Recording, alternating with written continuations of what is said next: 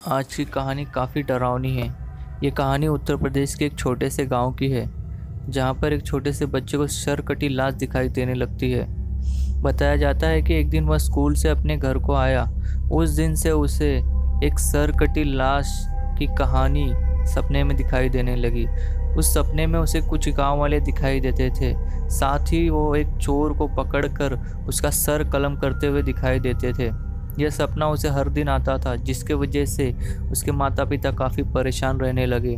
उस बच्चे के चाचा उसे और उसके दोस्तों को डरावनी कहानियां सुनाया करते थे, जिसकी वजह से उसके माता पिता को लगता था कि शायद वो कहानियां सुनकर डर गया होगा। मगर एक दिन उसके चाचा ने उसे उसी गांव की कहानी सुनाई, जिसमें कि उस सरकटे चोर की कहानी थी। उसके चाचा ने बताया कि गांव में 50 साल पहले एक चोर था, जो कि लोगों के घर में चोरी किया करता था, जिसके वजह से गांव के लोग काफ़ी परेशान हो चुके थे। एक दिन गांव के लोगों ने जाल बिछाकर उसे पकड़ लिया और उसका सर कलम कर दिया, जिसके बाद से गांव में कई घटनाएं हुई, मगर तांत्रिक को बुलाकर उसे शांत करा दिया गया। उसके बाद से गांव में कोई भी घटना नहीं हुई, जिसके बाद से ये कहानी पीढ़ी दर पीढ़ी आगे बढ़ती आई, मगर कोई इस पर विश्वास नहीं करता था। मगर उस कहानी को सुनकर उस बच्चे के रोंगटे खड़े हो गए, क्योंकि उसके सपने में भी एक चोर का सर कलम कर दिया गया था। मगर उसे यह पता नहीं था कि जिस चोर का सर कलम किया गया है वही उसके सपने में आता है। एक दिन वो बच्चा और उसके दोस्त पास के जंगल में क्रिकेट खेल रहे थे।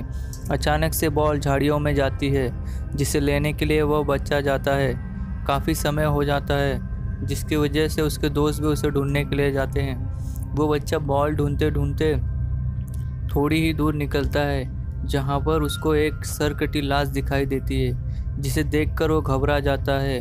तभी वहाँ पर उसके दो दोस्त भी पहुँच जाते हैं, और वो लोग भी उस सरकटी लाश को देख सकते थे, जिसे देखकर तीनों घबरा जाते हैं और वो लाश उनकी तरफ बढ़ने लगती है, जिसे देखकर तीनों भागने लगते हैं।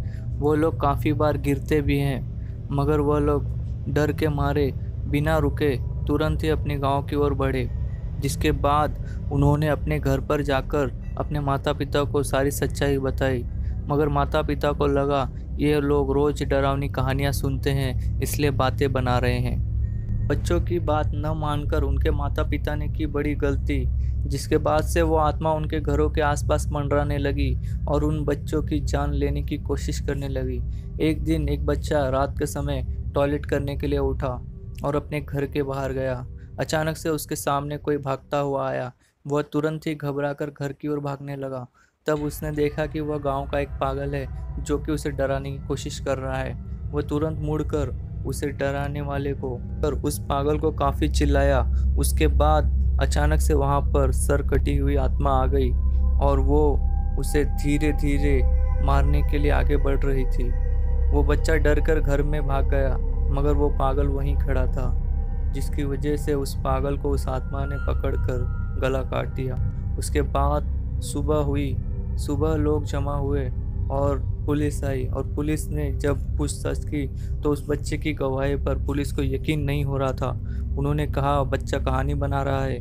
इस बात पर उस बच्चे के घर वाले भी यकीन नहीं कर रहे थे और उन्होंने इस बात को नहीं माना। मगर यह बात तो गांव में आग की तरफ फैलती ही जा रही थी, और उस बच्चे के चाचा को पता चला, जिसे सपना आया करता था। और उस बच्चे के चाचा ने उसके भाई को समझाने की कोशिश की कि वो 50 साल पुरानी आत्मा है, जो कि अचानक से जाग गई है।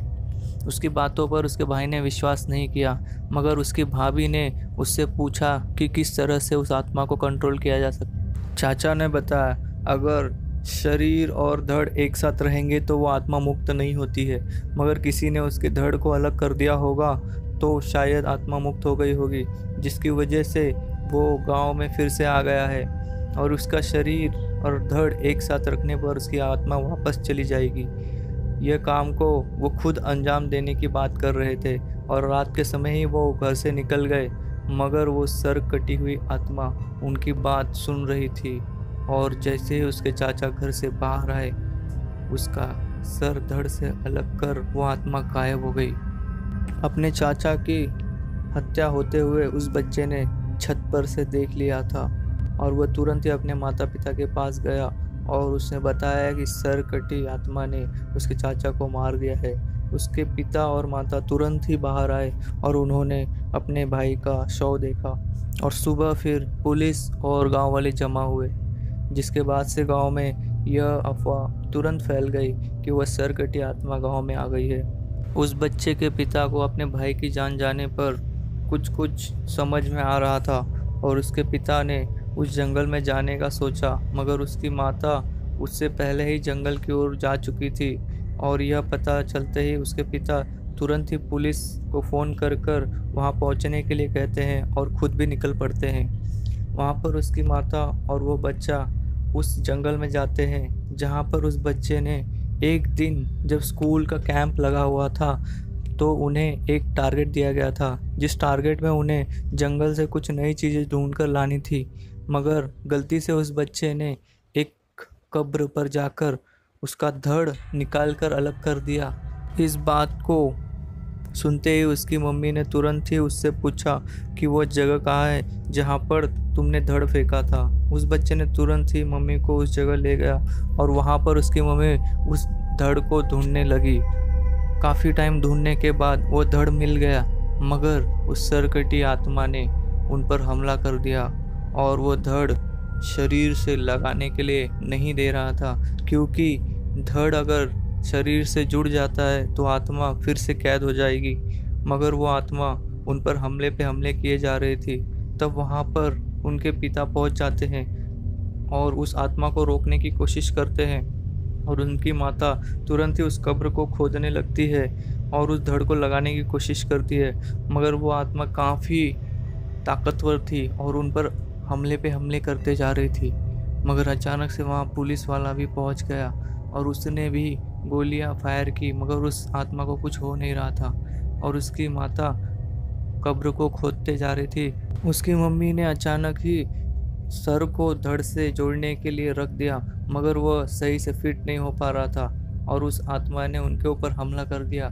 उसकी मम्मी ने बच्चे को कहा, तुम धड़ को लगाओ, मैं इसे रोकती हूँ, और उस बच्चे ने धड़ को लगा दिया।